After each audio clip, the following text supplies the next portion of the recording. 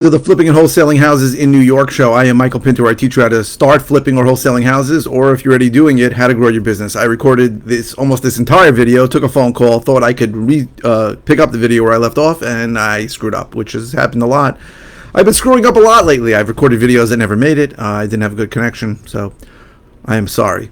I am sorry to deprive you of the wisdom that I could have sent to you in those recordings. All right, now,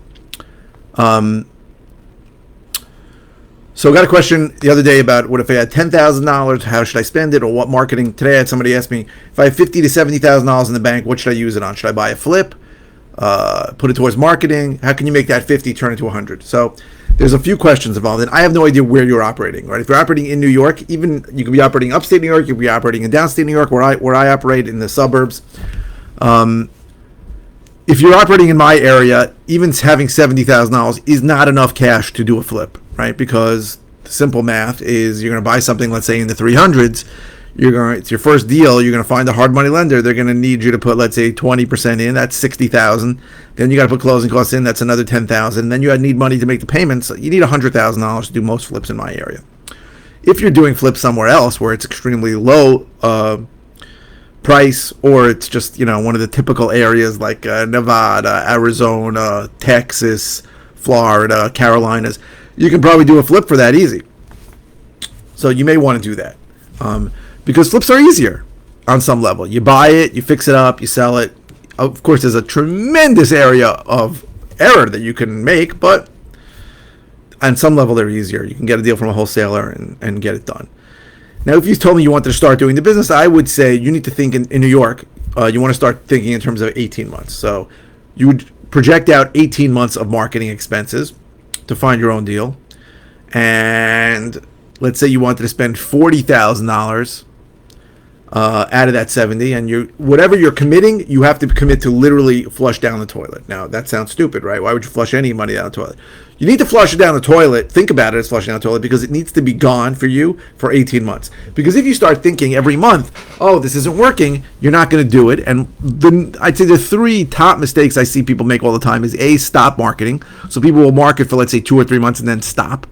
And that is always a mistake because marketing is really momentum based and you need to do it over time. The second thing I see them do is not capture the lead information or capture it on a piece of paper. Terrible. You need to put it into some searchable format. Use a free Google Sheet if you want, but some searchable format so that if a lead calls you back 3 months later, you can look it up and see everything that they said to you.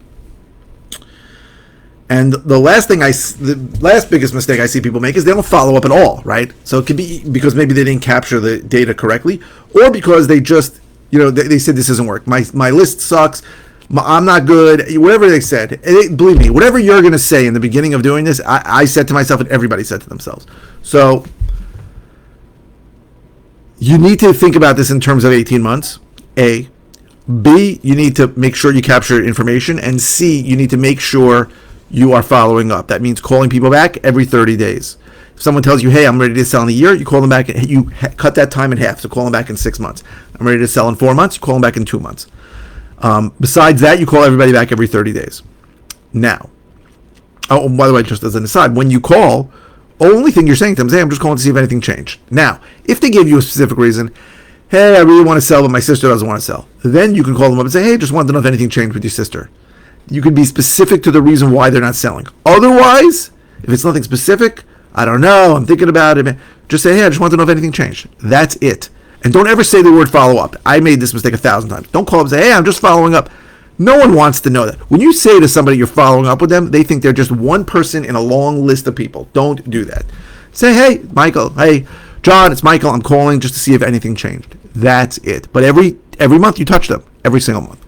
Now, so let's say you've committed to doing this. So I would say first thing you do is the same thing I tell everybody to do. Buy a list either with a PropStream subscription, which is $97 a month, or through Listability, which will cost you $400 or $500. Get a list of around 10,000, and you get 10,000 free from PropStream with your subscription. And then you want to skip trace that data. So between those two things, the list and that, somewhere between $1,000 and $1,500. That's your initial cost.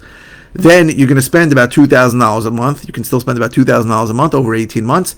If you want to, let's say you have a $40,000 budget over 18 months. I want to continue these calls, but I get a million interruptions. Now, So after you've done that, what should you spend the $2,000 a month? So I'd say, first of all, you want to cold call as much as you can. If you have a full-time job, cold call 2 hours a day, so preferably late afternoon, for 5 days a week, and then cold call 3 hours a day on the weekends. So cold call 16 hours a week. That should, once you get decent on the phone, should get you 2 leads a week.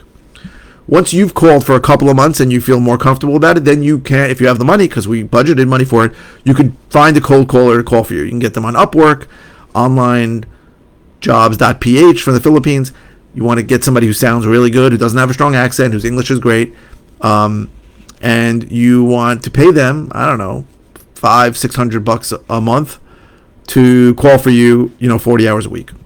That is the first thing you're actually going to spend money on. Sorry, I forgot one thing. You want to spend the $120 a month on a predictive dialing system. So that's Mojo, Call Tools, Ready Mode. I don't know which one. I use Ready Mode. You can use any one you want. So you got $100 a month for that, $150. You want to pay a cold caller. That's, let's say, $700 a month. Then you maybe want to text.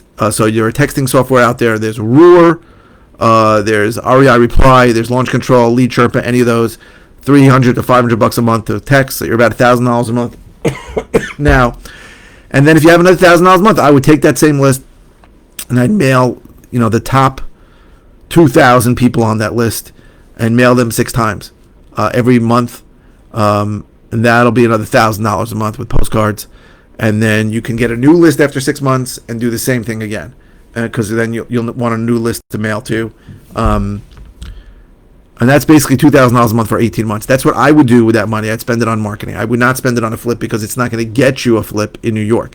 If you have a place that's really cheap, you're buying something for $100,000, you're going to sell for $200,000, then you could take that 50, 70 and put it towards a flip. In my area, I'm buying in the 3s and 4s and selling in the 5, 6, and 7s. In that area, you need at least $100,000 to do a flip for sure. So that's the basic gist of what I would do. But it's all dependent on what you like doing, what you want to do, how much time you have for it, where you want to operate. So I get a lot of inquiries. Where should I operate? What's the best area to operate? What's the best area? It's not a good question. I mean, it's not a bad question. It's an honest question, and the truth is I understand it, and I probably wanted to ask it. I can't answer that for you. The only 2 guidelines I can give you for where you want to operate are areas that are good, right? Those areas, that's helpful, where you live, where you grew up, or some area you spent a lot of time in. And B is lower priced areas are going to be easier to find deals than higher priced areas, right? Now I had a deal, a $2 million deal in a nice part of Manhasset. What's it called? It's a village that I forgot, that I had never heard of before. But it's harder to find deals there. Much easier to find deals in lower priced areas. So I would say that's something you should think about. Lower priced areas and areas that you know. If you don't have any area because you just moved to the neighborhood and you don't know what lower priced areas are, you can ask around. All areas are good. All areas work. There's people who need to sell at a discount everywhere. But, it's much harder to find a $2 million deal than it is a $300,000 deal, right? And people ask why. I'll tell you exactly why. We have to buy at a significant discount to what the property's worth. What's significant? 30, 40% less than what the property's worth. If a property is $200,000, 40% less is $120,000. If someone thinks his house is a piece of crap and he thinks he'd sell it for $120 instead of for $140 that he thought, that's acceptable to most people. If you're talking about 40% discount on a $2 million deal, you're talking about an $800,000 cut. A lot of people aren't going to be so easy to that. It's psychologically easier. It doesn't mean you can't do deals that make a lot of money in higher end areas, but they're harder to come by for sure. So that's the gist of it. I hope this was helpful. If you're interested in all the ways I can help you, go to howtoflipnewyork.com. If you're interested in finding out more about one-on-one coaching offer, go to coaching.howtoflipnewyork.com. If you're interested in a study-at-home program I have, it's How to Flip New York Course, course.com. I need to change that name.